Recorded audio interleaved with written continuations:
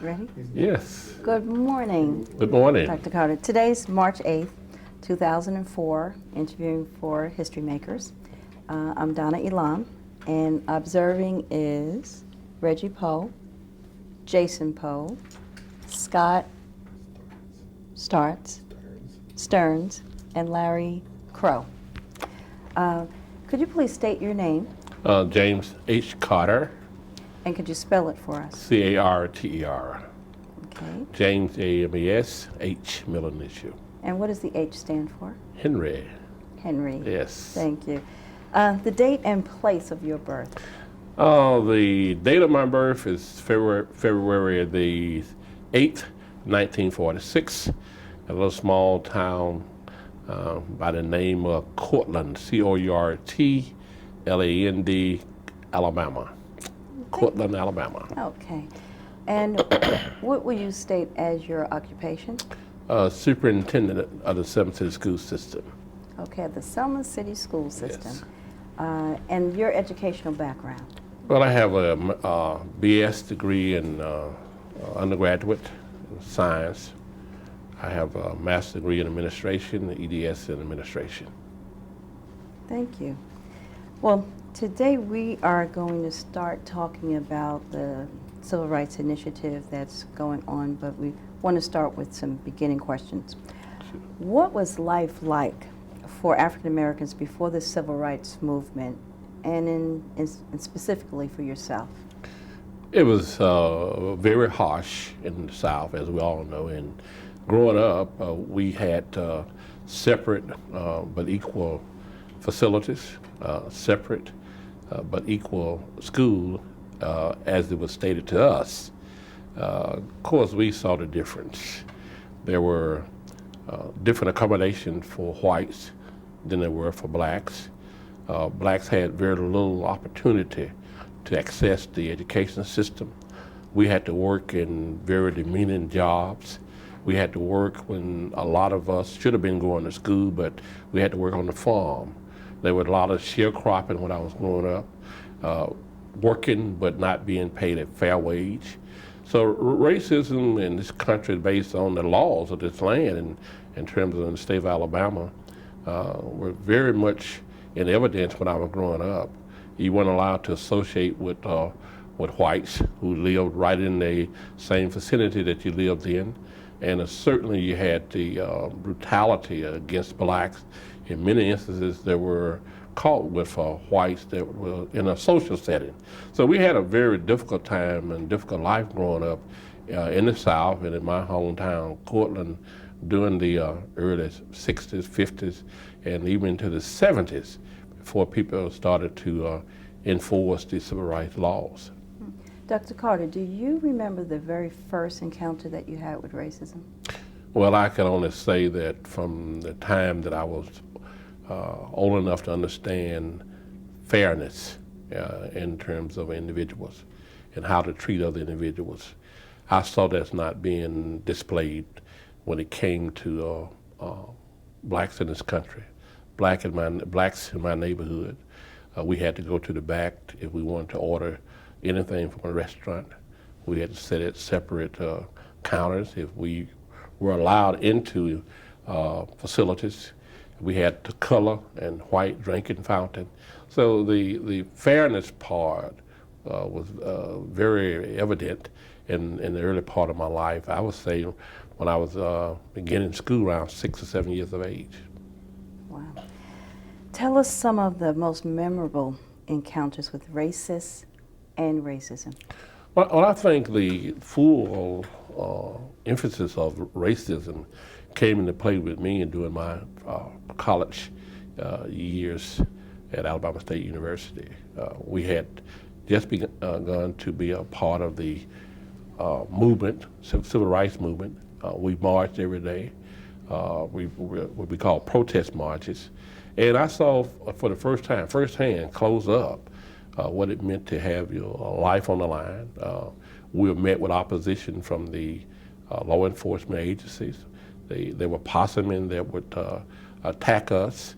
There were white citizen council that would attack us at that time. So the reality of it, without the protection of your parents, when I was in grade school, you had the parents there who would not allow you to do certain things. But my freshman year in college, and my sophomore year in college, and my junior year in college was the reality that I faced on my own to see what could happen to you with not having your parents there to kind of shield you from the brutality of racism.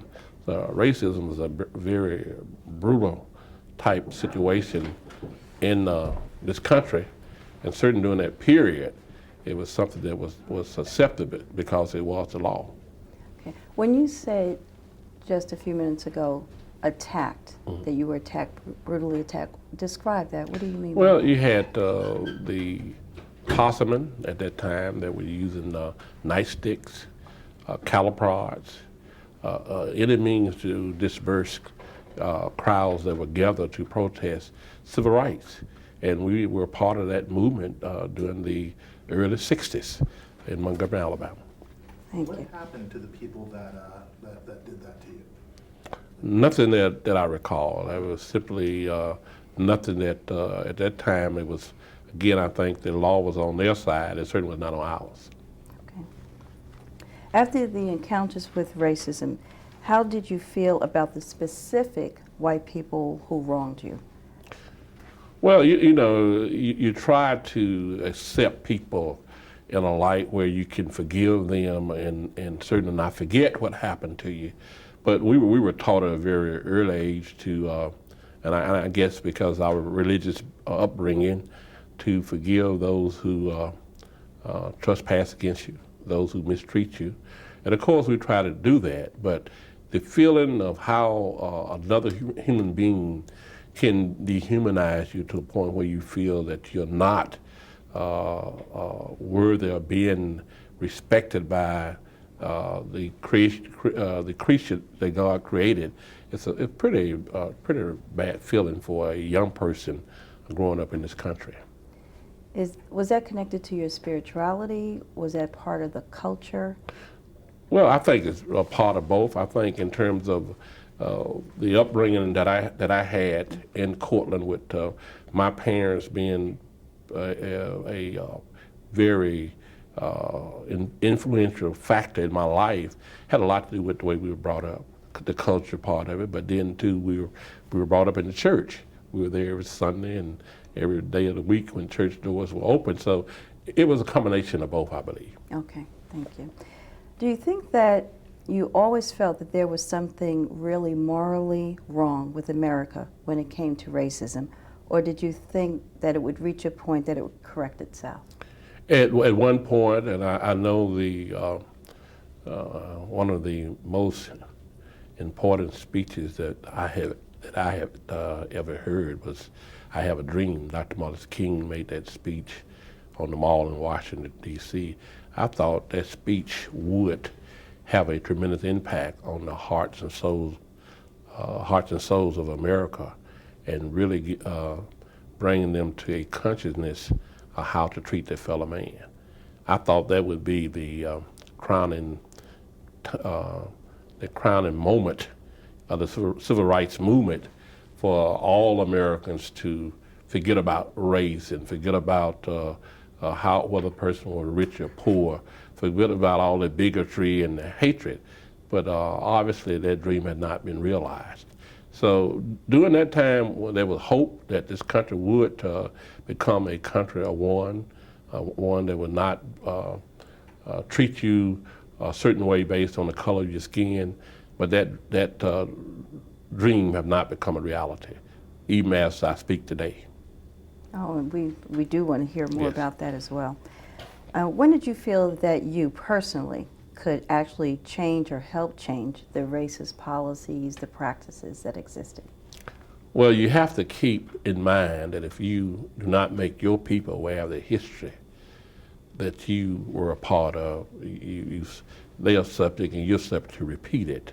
So I feel very strongly with my job and responsibility to let young people know that this country hasn't always been the way that it is now, where you have the opportunity to go to public places, public accommodation in terms of housing. You can live you can stay in a hotel anywhere in the country now. When I was growing up, you had to ride for hours if you were going to certain places before you could stop at a hotel, and that hotel had to be owned by a black person. If it was not owned by a black person, you were not allowed to live there or stay there. And you basically had to sleep in the car if you wanted to rest. Now, today we can stay anywhere. But the key is that people have not really accepted each other for what they are. I think we still have too many people still looking at the color of your skin rather than what Dr. Martin Luther King said, the content of your character. I think once we can get to that point where people start looking at you, what you can contribute to society, I think then we will start making progress in eliminating racism in this country. As an educator, you spent your professional life as an educator, teacher, principal, superintendent. Yes. What role do you think you've played in making a difference in education? Well, the key is to let young people know that there's challenges.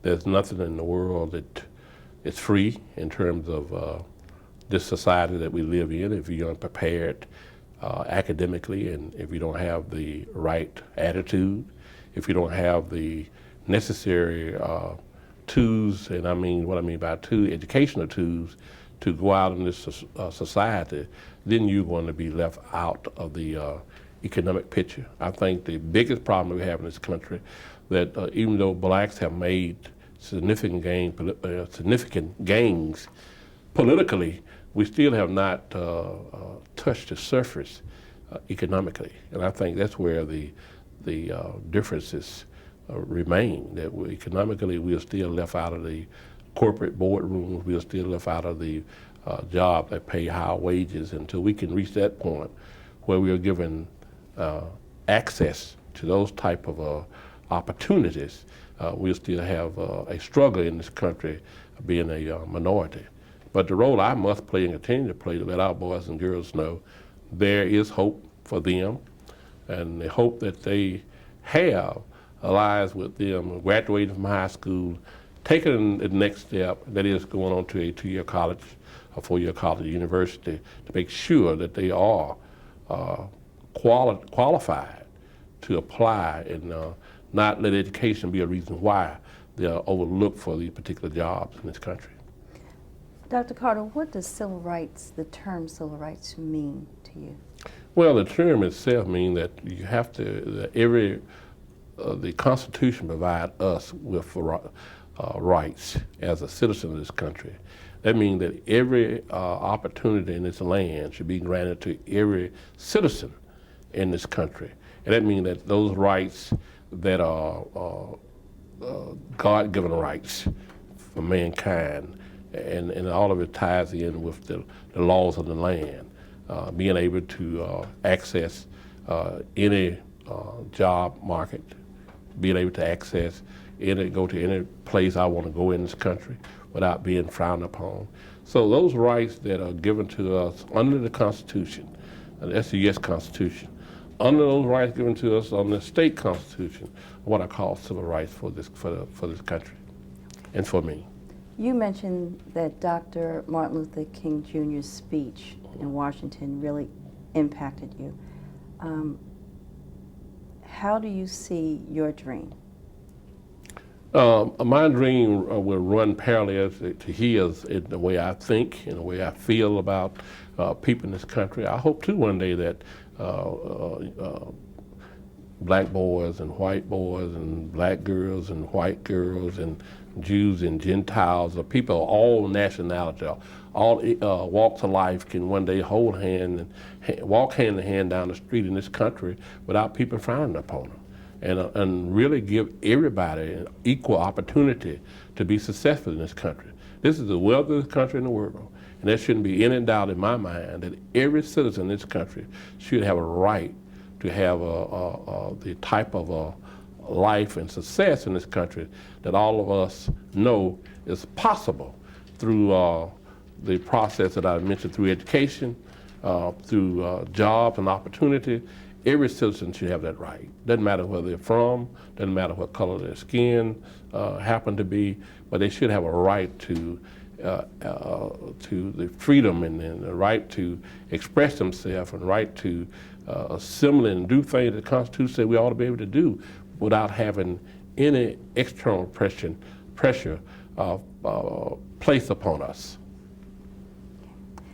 Do you think the civil rights movement was inevitable?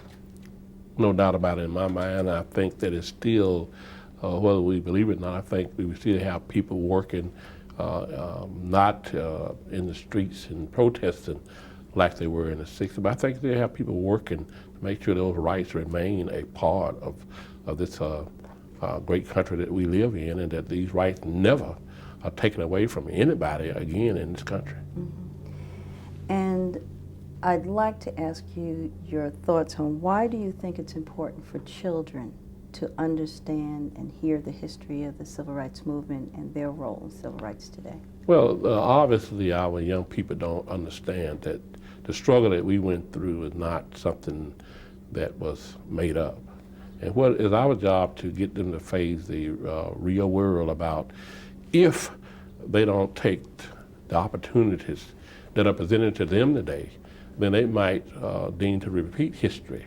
Again, the reason that we had such a difficult time was the lack of having access to the education system. Without a quality education in this country, people will take advantage of you. The jobs that will be available to you will only be production jobs. And as we know, making minimum wage in this country will not allow you to adequately take care of your family or adequately get some of the nice things that you want for you or your family in this country. So our young people need to know what is the meaning of the Edmund Pettus Bridge. Many of them don't know that. They just think it's something that people come here every year to celebrate and go home. But that bridge is significant to us, that a lot of people were hurt and a lot of people lost their lives trying to make things better for this country, and not only for African American population, but also for all people that were suffering because of this, the Jim Crow laws, because of discrimination in this country. And the only way we can make sure it doesn't happen again, we had to teach this history lesson to our young people so they'll know that, again, without them understanding the past and the history of the past, they're bound to repeat it. And what legacy do you want to be remembered by? Well, simply put, I want once I have gone on somewhere else or passed through this place for the last time, I just want people to know that I did make a difference in the lives of boys and girls, in the lives of this community, and have an impact on young people understanding that if they work hard, if they're smart about what they do, they too can realize success in this country. And hopefully one day that my teaching and my, I would say, preaching to young people, that it will pay off in the end, that we all can come together in the city of Selma and have a united school system. Schools will not resegregate themselves, and that young people understand that working together, living together is something should be a top priority in this country, and not divisiveness. Thank you, Dr. Carter. Okay. Now, I just had a few more little questions. I want to hear some more stories that you have about the actual marches that you participated in, about what people said, and just give us a feeling of the time in the best way. Right. If you could keep looking at that. Okay. During that time, of course, you had all kind of racist slurs being hurled at you, said to you as you barged. You had people who spat on you during that time. These were all nonviolent marches, and of course, we had been trained through the doctrine of Dr. King that you didn't fight back. And of course, we all know that this same type of movement took place in India. The key is that we knew that things weren't right for all of us in this country. That we knew that we had to sit in the back of the bus, and whenever we had to go somewhere, we couldn't sit in the same waiting room at bus depot, at a train depot. We knew that wasn't right, and some of the my white friends during that time knew it wasn't right also. So we had to come together and make it different. And the impact that we try to have was okay, doesn't matter what color your skin, you still can be accepted as an American. And as you know, in America rather, is a melting pot of all different nationalities. And I think we can't afford in this country, like we couldn't afford back in the 60s, and we can't afford now to discriminate against any individual because of the color of their skin. And during that time, we had to stand up and we had to march many days, all day. Start in the morning and sometimes we end late at night with mass meetings at King Memorial Baptist Church, Holt Street Baptist Church in Montgomery. Long before I came to Selma, we were actively involved in those type marches. And luckily for me, I was not incarcerated because my parents were the type say if you get locked up, you have to stay there for a while. So we managed to elude the officials by when they moved in. We kind of ran out some of the time to get away from them. But after they left, we were right back in the streets marching and protesting. And many of us had sat in on lunch counters in Montgomery, Woolworth, for instance. Those counters were not, blacks were not allowed to sit and eat at lunch counters during that period of time. And in order for us to affect the difference, we had to go in and take chances that we were going to sit there because we felt that it was our rights to do that. You mentioned the training. Mm-hmm. Describe the training that you went through.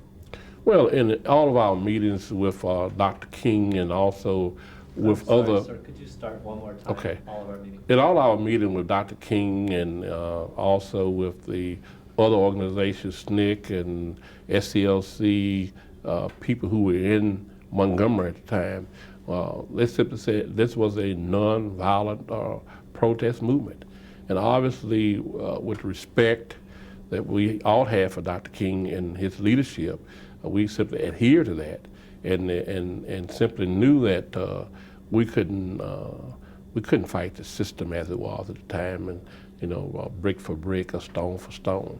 So we made ourselves content that whatever it took to effect change in this country, to make it better for ourselves and of course for the upcoming generations, that we had to do that, and that's exactly what we did. You mentioned several times about your parents. Mm-hmm. What did they feel about the civil rights movement? My parents was all for rights in this country. Obviously, they came up at a different time. They came up very fearful of the system, very fearful for us during that period of time, and also very fearful that something bad could happen to us because we were a part of the movement. But they were very supportive. They encouraged us to be the very best that we could be. And I have to give all the credit to them for encouraging me to continue to work hard and become successful in life through the educational process. Even though neither one of my parents were educated, they gave us the encouragement that we needed to achieve as high as we could achieve. Even though you had that encouragement, were there times in the movement that you felt that you lost faith, that you were going to give up? No, I never thought about that. As of today, as I speak today, I don't think in terms of giving up. I think in terms of if you really want something bad enough, you take chances. You have to be on the edge. You have to understand that in life, it's a risk that you take every day.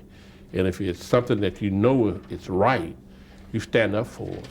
And if you stand up for it, even though you might be the only person standing, but if it's right, it's fair, I believe that you should stand up for it. And even today, I believe in that. Why do you think the civil civil rights movement happened when it did, instead of 30 years earlier or 30 years later? Well, it's hard to give you a specific answer about that, but from a philosophical perspective, I think from a religious perspective, I think there are times that being greater than we are, have certain times in life that he feels is right for his people to come from under bondage.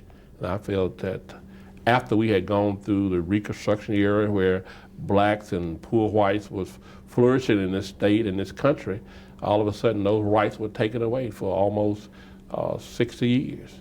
Those rights were taken away. So I feel that this was the right time and the right place, Selma, Alabama, for those rights to be given back to us through the protest movement. And if it had happened another time, we might not have had a Dr. Martin Luther King Jr., Dr. F.D. Reese here in Selma, other people who would have come out at the time and had the wisdom and the knowledge that those people possess to lead us to where we are today, and that is to have a right, to have the rights and to have the freedom to do things that we're doing in this country today.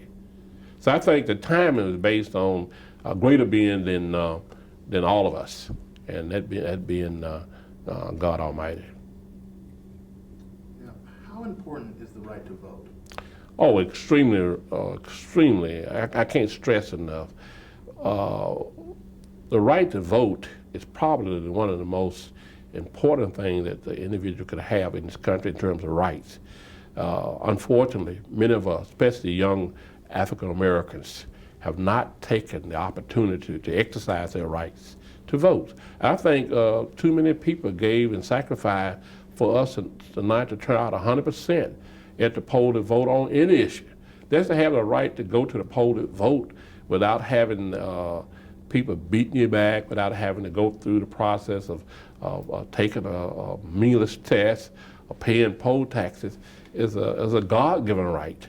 And of course, if those rights were not afforded to us today, I don't know where this country would be in terms of the politicians. I know we would not have fair representation, and we didn't have that for quite a few years until the Voting Rights Act was passed in 1965. So voting, the right to vote is probably the most important possession that we have as citizens in this country. Now, in your accession to the superintendent position, what barriers stood in your way? Well, I have a word for barriers. I mean, it's just like anything else. When you take a position as a leader,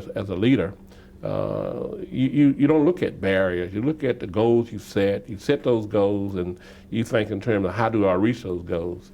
The barriers are the one that you put in your way, because I believe when people have problems, they are the problems, and then the only way they can solve those problems, they have to come up with the solution. So anytime I look at a barrier, I think it's a problem that I have, but I have to come up with a solution to those problems. So I don't see what I do in terms of barriers made by man.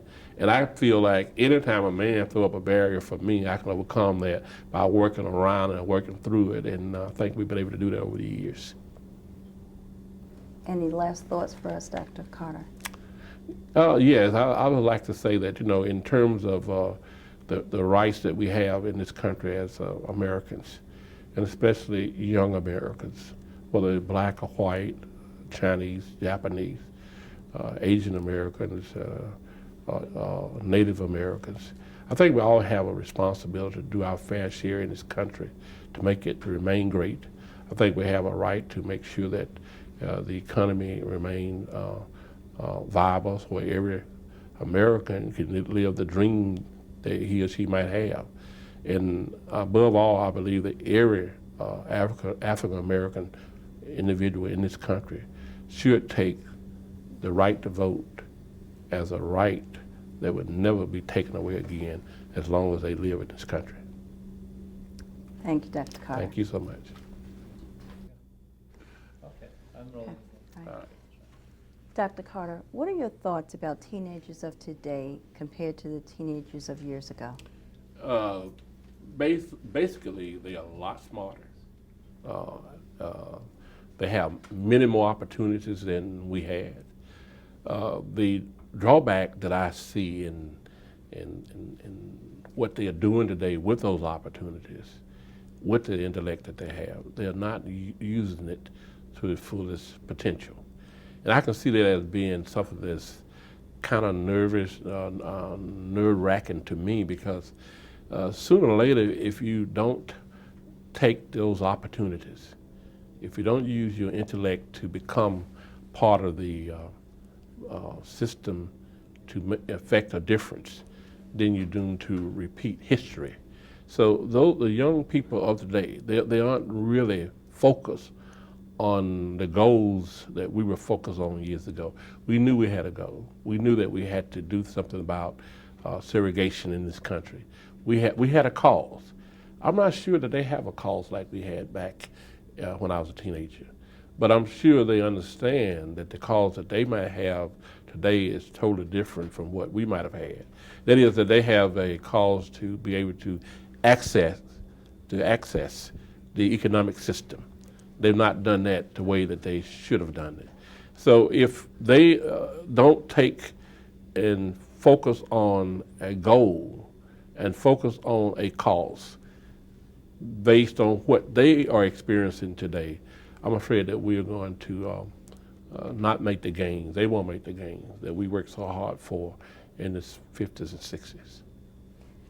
Do you think that there are civil rights issues today that we need to emphasize more than we did years ago, or are they those same civil rights? Well, you probably have some of the same civil rights issues today as you had years ago. Number one, I can think about schools are beginning to resegregate themselves. That was 50 years after Brown versus Board of Education. We are going back to resegregated schools. Housing patterns in this country are beginning to go back to being segregated again. The census that are taken in terms of reapportionment, those things are being tailored to one political party or another political party. So some of the same fights that we had years ago, where we have made gains, we still have a ways to go in order to not only maintain the gains that we've made, but also continue to make progress in those areas that I just mentioned.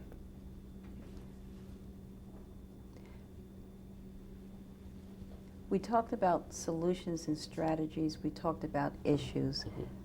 Solutions for today. Do you have any recommendations? People in our society, especially minorities, and I'm speaking specifically about African American in this country, if we don't learn to teach our young people about the heritage, the legacy that we have left them, if they don't understand the issues that we had to go through, if they don't understand the importance of a quality education, if they don't understand the word, what it means to have civil rights, then again, I mean, I know I'm repeating myself when I say this, but I have to continue to place emphasis on this. We're doomed to repeat history, and we don't want that to happen in this country. If we can avoid that through a simple process, go to school, graduate from school, and have an impact on this country by making positive contribution through being a productive citizen.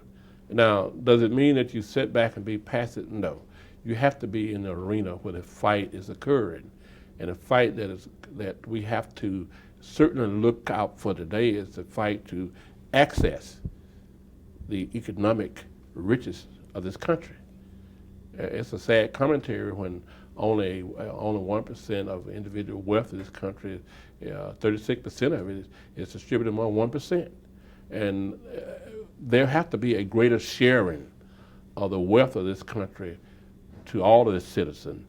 And certainly I feel that none of us at this time reaping those benefits, because we still have too many young people not accessing the education system.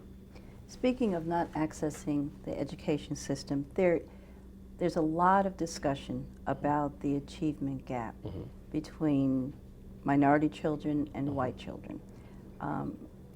Is that a situation that you find as an educator? Is there a gap? Is there an achievement gap?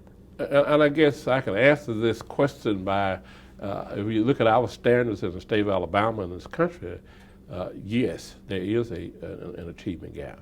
But again, you have to look at why and who is making those statements and the reason behind achievement gap.